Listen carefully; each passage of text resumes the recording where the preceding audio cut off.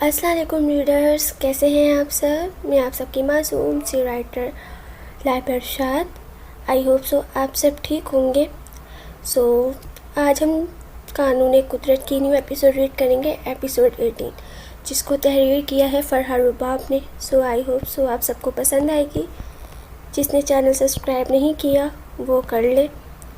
چلیں episode 18 start کرتے ہیں۔ وقت تیزی کے ساتھ گزر رہا تھا۔ یہ پتہ ہی نہ چلا کہ ایک مہینہ بیت گیا۔ اس مہینے میں بہت کچھ چینج ہوا۔ زہرہ بیگم خان زادہ ہاؤس میں شفٹ ہو گئی تھیں ہمیشہ کے لیے، جبکہ عبداللہ صاحب کی فیملی کے لیے احسان صاحب نے اپنے گھر کے قریب ہی گھر کا انتظام کیا تھا تاکہ اب تمام دوریوں کو مٹایا جا سکے۔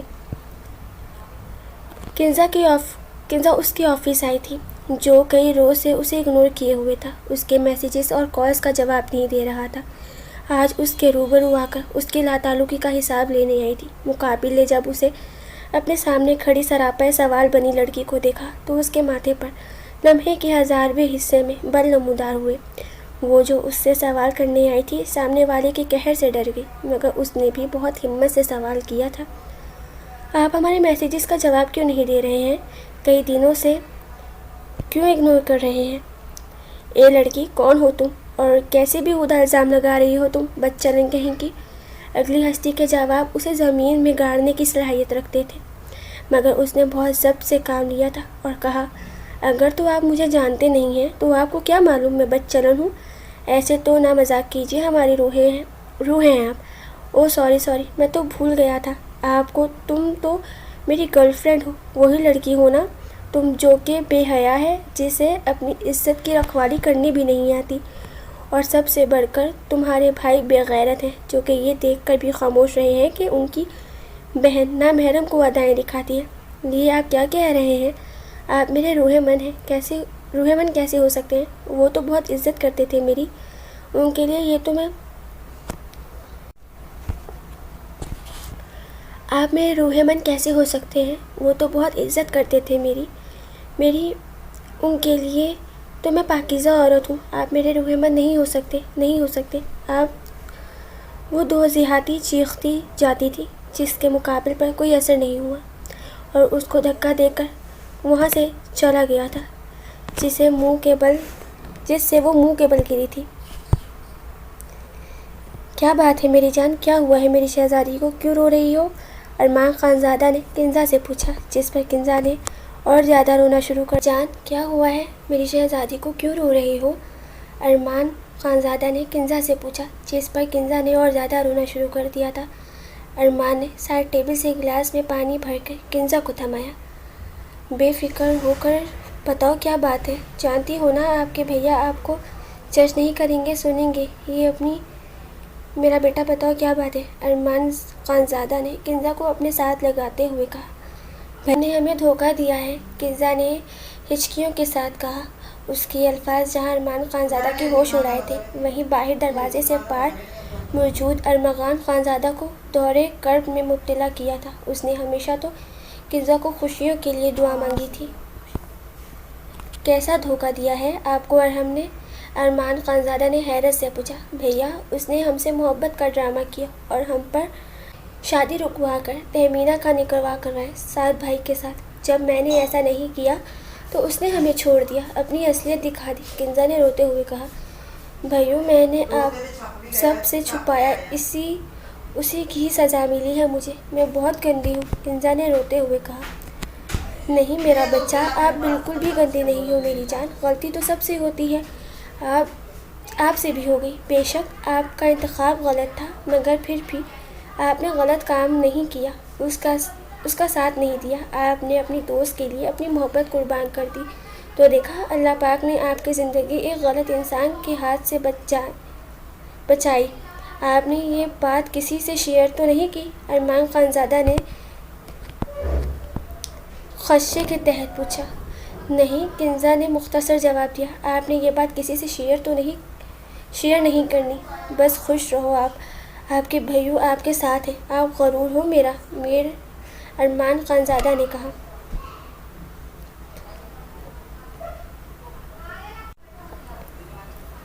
آپ نے یہ بات کسی سے شیئر نہیں کرنی، بس خوش رہو، آپ کے بھائیوں آپ کے ساتھ ہیں، آپ غرور ہو میرا، ارمان خانزادہ نے کہا۔ آپ کا غرور تو میں نے توڑ دیا نا، کنزا نے ڈبڈبائی آنکھوں سے ارمان خانزادہ کی طرف دیکھتے ہوئے کہا۔ نہیں میرا بچہ، آپ نے کچھ ایسا نہیں کیا، بس اپنے بھائیوں سے ہر بات شیئر کیا کرو چندا۔ آپ نے بات شیئر نہیں کی، اس لیے وہ غلیظ انسان فائدہ اٹھا گیا آپ کا، نہیں تو کبھی ایسا نہیں ہوتا۔ تو کنزا ہاں میں سر ہلا گئی ارمان خانزادہ کی بات پر اور جانے کے لیے کھڑی ہو گئی۔ بھائی میں تھوڑا فریش ہو کر آتی ہوں، کہہ کر کنزا نے جانے لگی۔ اوکے میری جان، اپنا خیال رکھنا، ٹینشن نہیں لینی ہے آپ نے، ارمان نے کنزا کا بوسہ لیتے ہوئے کہا۔ تو کنزا اوکے کہہ کر چلی گئی۔ ارمغان خانزادہ جو ان کی باتیں سن رہا تھا، باہر کھڑے ہو کر سائڈ پر ہو گیا کہ کنزا کا بھرم رہ جائے۔ کنزا کے گزر جانے کے بعد ارمان کے کمرے میں داخل ہوا۔ ارمان نے ایک لمحے کے لیے ارمغان کی طرف دیکھا اور سمجھ گیا ارمغان سب کچھ جان چکا ہے، اس لیے اسے وارن کیا۔ ارمغان یہ بات باہر نہیں نکلنی چاہیے۔ ہاں پتہ ہے مجھے، پاگل نہیں ہوں میں، اپنی باڈی خراب کروں تمہاری مار سے، ارمغان نے کہا۔ اچھی خاصی باڈی ہے تمہاری، ارمان نے ترچھی نگاہ ڈالتے ہوئے کہا۔ تمہارے لیے نہیں بنائی میں نے، ایسی باڈی اجتناب کرو ایسے ڈانٹنے سے، ارمغان نے ہنستے ہوئے کہا۔ استغفر اللہ، ارمان نے کہتے ہی ایک کمر میں دھپ رسید کیا ارمغان کو۔ چلو اور یہ ذرا ڈسکس کر لیں، ارمغان خانزادہ نے کہتے ہی فائل ارمغان خانزادہ کے آگے رکھی۔ میں اس کو دیکھتا ہوں ایسے، پیاز کا مارا ہو جیسے، بہت ہی فاصلے سے ایک کنویں کو دیکھتا ہے، میں جس کو چومتا ہوں تاش میں ہارا ہوں جیسے، آخری داؤ کے پتے اٹھا کر چومتا ہے۔ میثم نے مہرمہ کی طرف دیکھتے اشعار پڑھے اور اس کی آنکھوں پر بوسہ دیا۔ جب سے شادی ہوئی تھی میثم کی مہرمہ کے لیے محبت دن بدن بڑھتی جا رہی تھی۔ اکثر مہرمہ میثم کو رومانٹک طبیعت کی وجہ سے عاجز آ جاتی تھی، اس کا سانس خشک کیے رہتا تھا ہر وقت۔ خان اگر آپ کا رومانس ہو گیا ہو تو اب جاؤ میں نیچے ذرا سا کوئی کام بھی کر لوں، مہرمہ نے کہا۔ نہیں بالکل نہیں، میثم نے ٹوک ٹوک جواب دیا۔ لوگوں کے شوہروں کی خواہش ہوتی ہے کہ ان کی بیوی ان کے لیے کھانا بنائے، ان کے کام کرے، ایک میرا ہے مزاج ہے جو کچھ کرنے دے، مہرمہ نے منہ بگاڑتے ہوئے کہا۔ پر میں ایسا نہیں چاہتا، میری بیوی اپنے اتنے پیارے مومی ہاتھوں کو تھکائے، بس مجھ سے پیار کرے، میری بیوی، میثم نے مہرمہ کے ہاتھ پر بوسہ دیتے ہوئے کہا۔ میثم آپ کتنے ڈیسنٹ لگتے تھے، پر ہیں ایک نمبر کے چھچھورے، مہرمہ نے تپتے ہوئے کہا۔ کتنا پہچانتی ہو نا تم مجھے، پر کیا ہے نا چھچھورے کی جگہ رومانٹک کہہ لو، زیادہ مذہب ہے، سوٹ کرے گا مجھ پر۔ ڈونٹ ڈسٹرب می، میثم نے کہا۔ ہاں جی بس اب میں جا رہی ہوں، آ جانا آپ بھی ڈنر کے لیے، میں جا رہی ہوں، مہربانی ہے ہاتھ چھوڑ دے میرا، کہہ کر باہر ڈور لگا دی۔ پیچھے میثم تعصب سے جاتے دیکھتا رہا۔ چونکہ ساری سیٹنگ ہو گئی تھی عبداللہ صاحب کے گھر کے پہلے دن کی وجہ سے، آج رات کا کھانا احسان صاحب کی طرف سے تھا۔ ان کا بیٹا جلدی کرو چلے پھر، احسان بھائی کی طرف انتظار کر رہے ہوں گے سب، عبداللہ صاحب نے عائشہ سے کہا جو انہیں چائے پکڑانے آئی تھی۔ جی چھوٹے ابو بس جا رہی ہوں، ابھی تیار ہو کر آتی ہوں، عائشہ نے کہا اور اپنے کمرے کی طرف چلی گئی تیار ہونے کے لیے۔ ساتھ بس کرے نا، اب تو دوپہر سے شام ہو گئی ہے، جانے دے مجھے نیچے، تھوڑا کام دیکھ لوں میں، آج عائشہ لوگوں نے آنا ہے، پلیز کیا سوچیں گے سب، اب بس کریں، نوال نے ساتھ کی گرفت سے خود کو چھڑاتے ہوئے کہا۔ کچھ نہیں سمجھتا میری جان، ساتھ نے نوال کے ہاتھ کی گرفت کو مضبوط کرتے ہوئے کہا۔ ساتھ جانے دینا، نوال منتوں پر اتر رہی تھی۔ تیری ہٹ سلگتی دوپہر کو ایک پل میں شام اترتی ہے سواد ہجر میں، کچھ اس طرح جیسے صدائے اشنا کوئی گھنے گہرے اندھیرے جنگلوں کی بے یقینی میں رخ منزل دکھاتی ہے، روشنی کا کام کرتی ہے۔ ساتھ نے نوال کے گرد گھیرا تنگ کرتے ہوئے اس کے کان میں کہا اور نوال کی گردن میں اپنے منہ کو چھپا لیا۔ وہ اس بندے سے نہیں جیت سکتی تھی، نہ شادی سے پہلے نہ شادی کے بعد۔ آغا جی سنیں، مہمان نے اپنے شوہر سے کہا۔ جی آغا جی کی جان سنائیں۔ پیری کے آنے سے کتنی رونق ہو گئی ہے نا، گھر میں مومنہ کو اس کی پارٹنر مل گئی ہے، ایسے لگ رہا ہے ہماری فیملی مکمل ہو گئی ہے، محمل نے آغا جان کے قریب ہوتے ہوئے کہا۔ ہاں جی، آپ نے بجا فرمایا زوجہ محترمہ، مگر ابھی بیبی بوائے بھی آنا چاہیے نا، کیا خیال ہے آپ کا؟ پھر ہماری فیملی مکمل ہو گئی، آغا جان نے ذومعنی انداز میں کہا، جسے سن کر محمل بلش کر گئی۔ اب تم ایسے شرماؤ گے تو معاملہ جان لیوا ہو جائے گا، آغا جان نے محمل کی طرف دیکھتے ہوئے کہا۔ ایڈا تو سلار سے قدر، محمل نے ناز دکھاتے ہوئے کہا۔ آئی لو یو بدلے میں آغا جان نے محمل کو ہیگ کرتے ہوئے کہا۔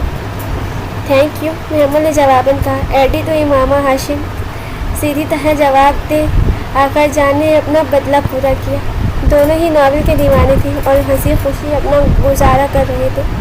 کبھی کبھی میں سوچتی ہوں اگر ہماری شادی نہ ہوتی تو میں نے تو رول جانا تھا اس ظالم دنیا میں، آغا جان، محمل نے آغا جان سے کہا۔ ایسے نہ سوچے محترمہ، اس ظالم دنیا سے تو آپ لوگوں نے بھی مجھے بچایا تھا، آغا جان نے کہا۔ مطلب آپ نے بدلہ لٹایا ہے، محمل نے کہا۔ آپ کو ہم سے محبت نہیں ہے، محمل نے پرشکوہ انداز میں کہا۔ میری جان، ہمیں آپ سے عقیدت ہے محترمہ، جس کا رتبہ محبت سے بڑھ کر ہے، آپ کا گلہ بنتا ہے نہیں ہم سے، آغا جان نے محمل کو اپنے سائے میں لیتے ہوئے کہا۔ محمل نے خاموشی سے اپنا سر آغا جان کے سینے پر ٹکا دیا۔ آپ ہماری متاع حیات ہیں، آپ کے بابا کے شکر گزار ہیں بہت، انہوں نے ہمیں ظالم دنیا سے بچایا، ہماری حفاظت اور پرورش کی، وہ دنیا سے جاتے وقت ایک انمول تحفہ دیا نیک بیوی کی صورت میں، آغا جان نے محمل کی خاموشی محسوس کرتے ہوئے کہا۔ بابا آپ ہی کہہ رہی ہیں کل آپ ان کا ایڈمیشن کروانے جا رہے ہیں؟ 4 سالہ مومنہ نے پری کی طرف اشارہ کر کے کہا۔ جی بابا کی جان، اور ساتھ میں آپ کا اسکول میں، آغا جان نے مومنہ کو گود میں بٹھاتے ہوئے کہا۔ دوسری طرف محمل نے پری کو اپنے ساتھ بٹھایا۔ پر بابا ابھی تمہیں بچی ہو نا، مومنہ نے آنکھ دبائی تھی۔ پر کل تو کوئی اپنی آپ ہی سے مقابلے کر رہا تھا کہ اب وہ بچہ نہیں ہے، بڑی ہو گئی ہے آپ ہی کی طرح، محمل نے مومنہ کو چھیڑتے ہوئے کہا۔ وہ تو میرا اور میری آپ ہی کا مذاق تھا نا۔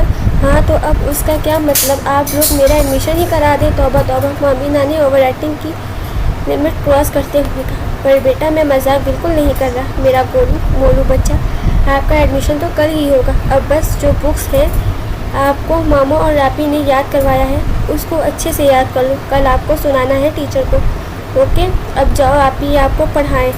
آغا جان نے بات ہی ختم کر دی۔ توبہ توبہ توبہ، چائلڈ لیبر پر تو پابندی ہے نا بابا، مومنہ نے آغا جان سے پوچھا۔ جی میری جان، پابندی ہے، مومنہ نے اچانک اس سوال کی کسی کو سمجھ نہ آئی۔ پھر آپ مجھ سے کیوں کروا رہے ہیں؟ مومنہ نے منہ پھیلائے ہوئے کہا۔ کیا کروا رہے ہیں؟ او مائی گاڈ، کب کروایا آپ سے ہم نے چائلڈ لیبر والا کام؟ آغا جان نے کہا۔ البتہ، محمل نے حیرت سے اپنی پٹاخہ 4 سالہ بیٹی کو دیکھا۔ چھوٹی سی عمر میں پڑھائی، آغا جان چائلڈ لیبر ہی تو ہے، مومنہ نے بڑوں کی طرح سمجھاتے ہوئے کہا۔ پہلے تو سب کے منہ کھل گئے اس کی بات پر، پھر سب کے کہکے گونجے لاؤنج میں۔ اس سے پہلے آغا جان کا پارا ہائی ہوتا، پری مومنہ کو اٹھا کر لے گئے۔ اگر جی یہ کس پر گئی ہے؟ محمل نے حیرانگی سے پوچھا۔ ٹینشن نہ لو، یہ پٹاخہ اپنی پھپھی پر گئی ہے، اس کی پھپھو بھی ایسی ہی بالکل، یہ اپنی پھپھو کی ڈپلیکیٹ کاپی ہے، آغا جان نے جواب دیا۔ آخری بار جب آپ ملے تھے کتنے سال کی تھی مومنہ کی پھپھو؟ محمل نے پوچھا۔ 4 سے 5 سال کی تھی، مومنہ بالکل اس کی طرح ہے، گپلو موٹو سی، پھولے پھولے سے گال، بات بات پر ناراض ہونا، باتیں بڑی تیز کرتی تھی، ہماری مومنہ کی طرح، آغا جان نے جواب دیا۔ محمل کے اندر ایک بار پھر خواہش جاگی آغا جان کی فیملی سے ملنے کے لیے، مگر یہ بات کر کے آغا جان کو اداس نہیں کر سکتی تھی، اس لیے خاموش ہو گئی۔ آؤ چلو سوتے ہیں، صبح بڑا کام ہے مجھے، آغا جان نے کہا تو محمل کھڑی ہو گئی۔ اس وقت سب رات کے کھانے پر احسان صاحب کے گھر میں موجود تھے۔ یہ کنزا کیوں نہیں آئی ابھی تک؟ عظمیٰ بیگم نے پوچھا۔ وہ ماما، کنزا کو بہت زیادہ بخار ہے، آرام کر رہی ہے وہ، ارمان خانزادہ نے جواب دیا تو نوال اور باقی سب سن کر بے چین ہو گئے۔ میں دیکھ کر آتی ہوں، عظمیٰ بیگم نے کہا۔ نہیں ماما، وہ آرام کر رہی ہے، نیند میں ہے، ابھی آپ کھانا کھائیں، وہ اٹھتی ہے تو پھر میں آپ سے دیکھ لیجیے گا، میں بھی اس کو میڈیسن دے کر آیا ہوں، آپ پریشان نہ ہوں، ارمان خانزادہ نے کہا تو عظمیٰ بیگم کھانے کی طرف متوجہ ہوئی۔ عظمیٰ بیگم نے نوال اور عائشہ کی مدد سے ٹیبل پر کھانا لگا دیا۔ میں سیلڈ تو بھول گئی، رکے میں لے کر آتی ہوں، عظمیٰ بیگم نے کہا۔ نہیں بڑی امی میں جاتی ہوں، نوال نے اٹھتے ہوئے کہا، اور بہن بیٹھ جاؤ تم، میں جا رہی ہوں لینے، عائشہ نے کہا اور کچن کی طرف چلی گئی۔ احد خانزادہ جو کہ ڈیوٹی دے کر آ رہا تھا، عائشہ کو کچن کی طرف جاتا دیکھ اس کے پیچھے چل دیا۔ عائشہ نے سیلڈ کی ٹرے اٹھا کر مڑی تو سامنے احد خانزادہ کو پایا۔ آپ گھر میں کام کرتی اچھی لگ رہی ہے تم مسز احد۔ عائشہ کو اس طرح کام کرتے دیکھ احد خانزادہ نے کہا، نہ میں تمہاری مسز تو بالکل نہیں ہوں، ایسے خواب دیکھنے چھوڑ دو، ایسی چچھوری حرکتیں کر کے کیا چاہتے ہو کہ ہم نہ آئے ادھر؟ عائشہ نے احد کو بڑے دھکیلتے کہا۔ ارے عائشہ جی، ہم تو چاہتے ہیں آپ ہمیشہ کے لیے یہاں آ جائیں، کبھی واپس ہی نہ جانے کے لیے، احد خانزادہ نے حسرت سے کہا۔ تو امیروں کو اس سب کے علاوہ بھی کچھ آتا ہے کہ نہیں؟ جب دیکھو ٹھڑک پن کی، کبھی تو سنجیدہ ہو جایا کرو، ماں باپ کی ہفت اقلیم میں ملی ہوئی دولت ہی اڑانی ہے بس، عائشہ نے غصہ ہوتے ہوئے کہا۔ لڑکی ڈاکٹر ہوں میں، تم مجھے ہڈ حرامی کا طعنہ نہیں دے سکتی، احد خانزادہ نے دہائی دی۔ جی ہڈ حرام ڈاکٹر صاحب، سائڈ سے ہٹے، مجھے جانا ہے، باہر میرا ٹائم ویسٹ نہ کرے، مزید کہتے ہاتھ کو سائڈ پہ کر کے باہر کی طرف چلی گئی۔ اس ہڈ حرام ڈاکٹر کی ہی بیوی بنو گی تم، جانے من، احد خانزادہ پیچھے سے ہڑبڑا جو عائشہ نے جاتے ہوئے بخوبی سن لی۔ عائشہ نے سیلڈ کی طرح میز پر رکھی، سب باتوں کے دوران ہلکی پھلکی باتوں میں لگے ہوئے تھے۔ میں ذرا کچھ دیکھ کر آتا ہوں، شاید کنزا اٹھ گئی ہو اب، ارمان خانزادہ نے کھڑے ہوتے ہوئے کہا۔ ارمان خانزادہ کی بات سن کر نوال کے چہرے پر ایک بار پھر پریشانی اور بے چینی کے آثار نمودار ہوئے، جسے دیکھ کر ارمان خانزادہ کو سکون ہوا کہ اب بھی فکر رہتی ہے نوال کو کنزا کی۔ اسے جی بھر کر ارحم خانزادہ پہ غصہ آیا، اس نے ان دونوں دوستوں کو الگ کروایا جو ایک منٹ ایک دوسرے کے بغیر نہیں رہتی تھی۔ نوال گڑیا ذرا میرے ساتھ آنا، مجھے کچھ کام ہے آپ سے، ارمان خانزادہ نے نوال کو کہا جو پہلے اپنی کرسی چھوڑے کھڑی تھی۔ جی بھائیو آتی ہوں، کہہ کر نوال ساتھ سے اجازت لے کر ارمان خانزادہ کے پاس ان کے پوشن کی طرف بڑھ گئی۔ میں کل کراچی جا رہا ہوں، میری جاب کے آرڈر آ گئے ہیں کراچی یونیورسٹی میں، دانش نے کھانے کی میز پر اطلاع دی۔ سب نے نظریں اٹھا کر دانش کو دیکھا جو ہر وقت ہنستا کھیلتا تھا سب کے ساتھ، آج اس کے چہرے پر بلا کی سنجیدگی تھی، بات کرتا تھا اتنے سخت لہجے میں کہ چند سیکنڈ کے لیے تو انسان کا سانس خشک کر دیتا تھا۔ میسر خانزادہ کو موقع ملتا تو وہ ماضی میں دی جانے والی سنجیدگی کی دعا پر واپس لے لیتا، اتنی سخت طبیعت کا مالک بن چکا تھا دانش حیات کی وفات کے بعد۔ کچھ دیر سب انتظار کرتے رہے، اس کے بولنے کا شاید کچھ بول مگر انتظار بے سود رہا۔ بالآخر فراز صاحب نے پوچھا، رہو گے کہاں؟ تم کچھ سوچا ہے اس بارے میں؟ جی اپارٹمنٹ لیا ہے کرائے پر، دانش نے مختصر جواب دیا۔ جو انسان ہمیشہ ایسے کام اپنے بھائیوں پر ڈال دیتا تھا آج بس اطلاع کر رہا تھا سب کو۔ عاطف خانزادہ کو دکھ ہوا، سب دانش کے دکھ کو سمجھتے تھے مگر اس کے ساتھ اٹیچمنٹ ایسی تھی کہ اس کا یہ رویہ سب کو تکلیف میں ڈال رہا تھا۔ سب کا خیال تھا وقت کے ساتھ ساتھ ٹھیک ہو جائے گا سب، مگر ایسا کچھ نہیں ہوا تھا۔ البتہ گزرتے وقت کے ساتھ اس کے مزاج میں سختی گھلتی جا رہی۔ ٹھیک ہے، خیال رکھنا اپنا، میں پیکنگ کر دیتی ہوں تمہاری، ارم بیگم نے کہا۔ نہیں ماما، پیکنگ میں کر چکا ہوں، کل صبح مجھے نکلنا ہے، پرسوں میرا پہلا لیکچر ہے، دانش نے جواب دیا۔ تو سب خاموش ہو گئے، کسی کو کچھ بولنے کی نوبت ہی نہ آئی۔ سب جانتے تھے وہ اب پہلے والا دانش نہیں رہا جو کسی کے ساتھ ہنس بول لیتا تھا۔ جی بھائیو بولیں، کیا بات ہے؟ نوال نے ارمغان سے سوال کیا۔ کیا آپ ابھی تک کنزا سے نہیں بولتی؟ اس کی وجہ بتانا پسند کریں گی آپ؟ ارمغان نے الٹا سوال کیا۔ بھائیو اس نے آپ کو ہرٹ کیا ہے، میں کیسے اس کے ساتھ بولوں؟ نوال نے آہستگی سے کہا۔ نوال ارحم نے کنزا کو چھوڑ دیا ہے، ارمغان نے نوال کا ہاتھ پکڑتے ہوئے کہا۔ ایسی کی تیسی اس کمینے کی، اس نے میری جلد جان کو دھوکہ دیا، نوال نے ارمغان کا ہاتھ چھوڑتے ہوئے غصے سے کہا۔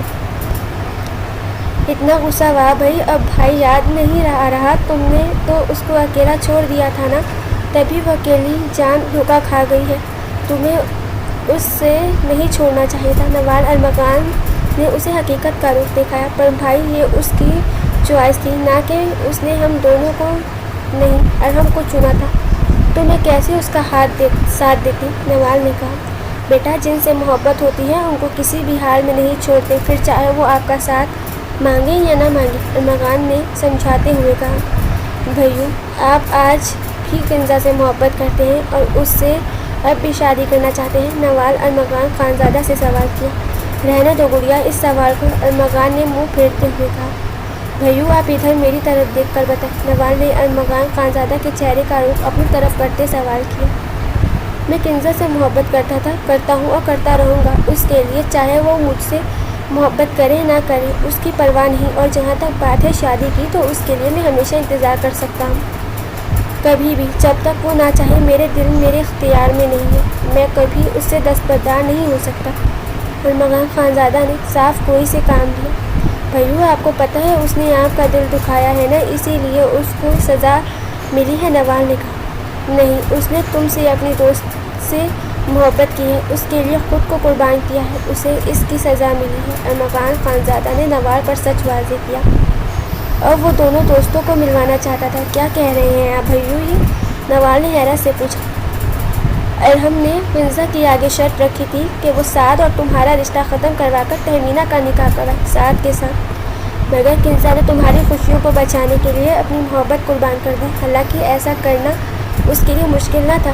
ارمغان نے نوال کے لیے کوئی گنجائش نہ چھوڑی تھی۔ بھائیو نوال کو صدمہ ہوا، کنزا اتنا سب کچھ کر چکی تھی، اس نے کنزا کو دیکھنا تک گوارا نہیں کیا تھا۔ وہ دونوں بہن بھائی واقعی میں بے انتہا پیار کرتے تھے اس سے، کہ وہ اپنی خوشیاں اس پر قربان کر دیتے تھے۔ بھائیو کی جان روتے نہیں ہیں، آپ اپنی دوست کے پاس جاؤ، اس کو آپ کی ضرورت ہے بیٹا، دوستوں کو اکیلا نہیں چھوڑتے کبھی بھی۔ ارمغان خانزادہ نے نوال کو اپنے ساتھ لگاتے ہوئے کہا۔ تھینک یو بھائیو مجھے بتانے کے لیے، نوال نے کہا۔ کوئی بات نہیں بچے، آپ بس کنزا یا کسی اور سے ذکر مت کرنا، میں نے بتایا ہے آپ کو، ٹھیک ہے؟ ارمغان خانزادہ نے کہا۔ اوکے بھائیو آئیں چلیں، اب میری دوست کے پاس چلیں، نوال نے کہا۔ ہاں چلو پھر، مجھے نکلنا ہے اپنی جاب کے لیے، ارمغان خانزادہ نے کہا۔ سب کھانے سے فری ہونے کے بعد کنزا کے کمرے میں اس سے طبیعت کا پوچھنے کے لیے آئے تو اس وقت کنزا ارمغان خانزادہ کی گود میں سر رکھ کے سو رہی تھی۔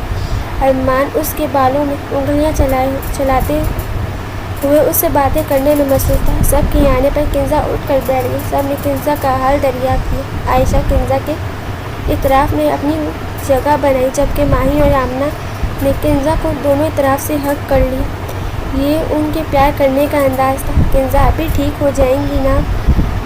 ماہی نے کنزا کے ساتھ لپٹتے ہوئے کہا۔ اوکے میری جان، آپ پریشان نہ ہو، کنزا نے ماہی کے ہاتھوں پر بوسہ دیتے ہوئے کہا۔